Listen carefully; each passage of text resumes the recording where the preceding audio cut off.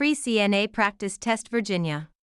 Question 1. What is the most effective way to prevent the spread of infection? Wearing gloves at all times. Washing hands frequently. Using antibacterial spray on everything. Keeping all residents in their rooms. Hand washing is the single most important practice in preventing the spread of infection. Question 2. What is a common sign of a urinary tract infection, UTI, in an elderly resident? Sudden confusion, increased appetite, better sleep, improved mobility. In the elderly, UTI is often present with cognitive changes or delirium rather than just physical symptoms.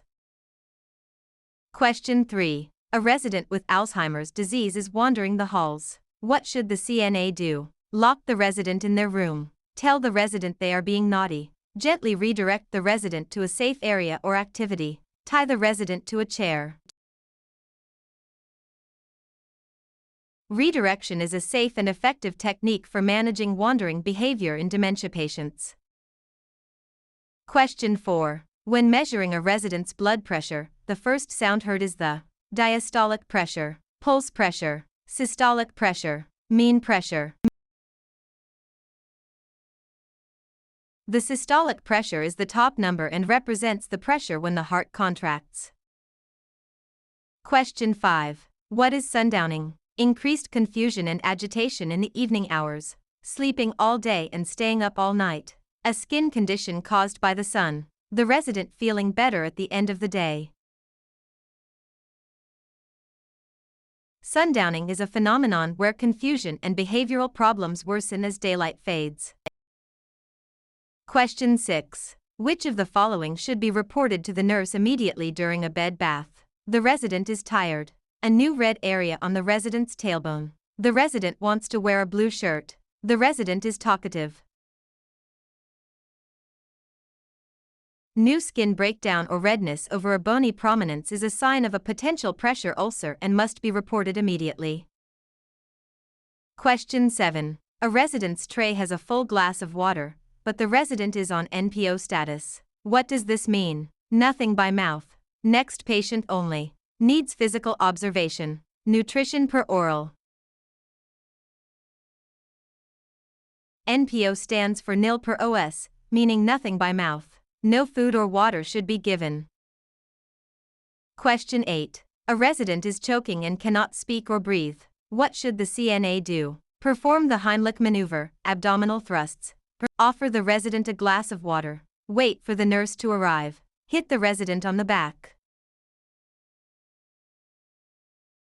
Abdominal thrusts are the standard emergency procedure for a conscious person with a complete airway obstruction.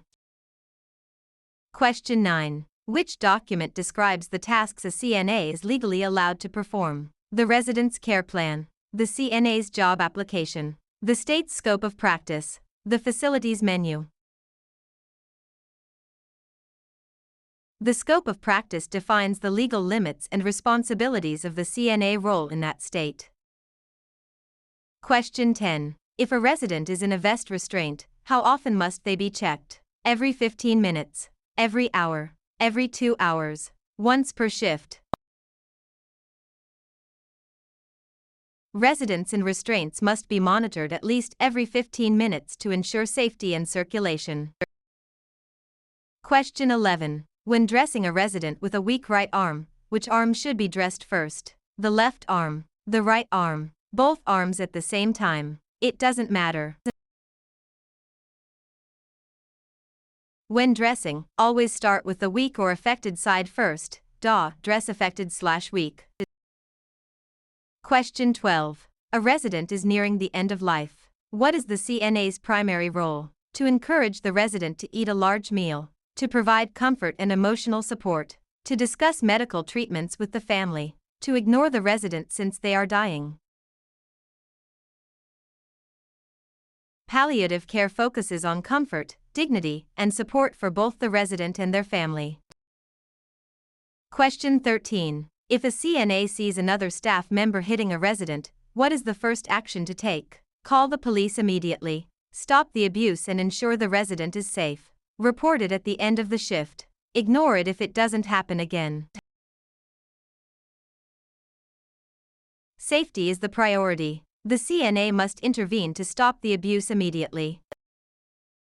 Question 14. Which of the following is a sign of dehydration? Clear, pale yellow urine, moist skin, dark, concentrated urine, increased appetite. Dark, strong-smelling urine and low output are classic signs of dehydration. Question 15. What is the correct way to lift a heavy object? Bend at the waist and keep legs straight. Keep feet close together. Bend at the knees and use leg muscles. Lift with your back muscles. Proper body mechanics involve using the strong leg muscles and keeping the back straight to prevent injury. Question 16. An ombudsman is someone who provides medical care to residents, advocates for the rights of residents in long-term care, manages the facility's budget, inspects the kitchen for safety. An ombudsman is an official advocate who helps resolve complaints and protect resident rights.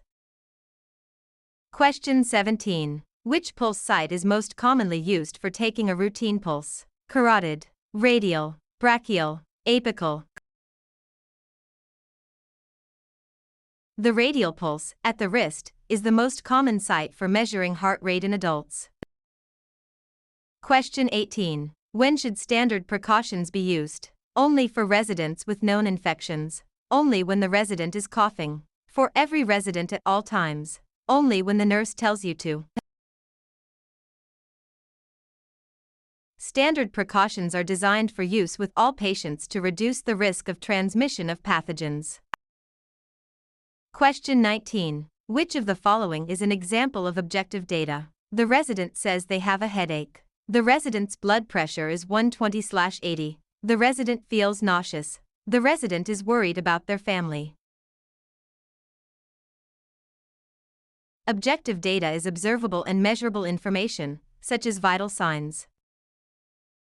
Question 20. What should a CNA do before entering a resident's room? Walk right in. Knock and wait for permission to enter. Call out the resident's name from the hall. Check the resident's chart. Knocking is a matter of respect and privacy for the resident's home.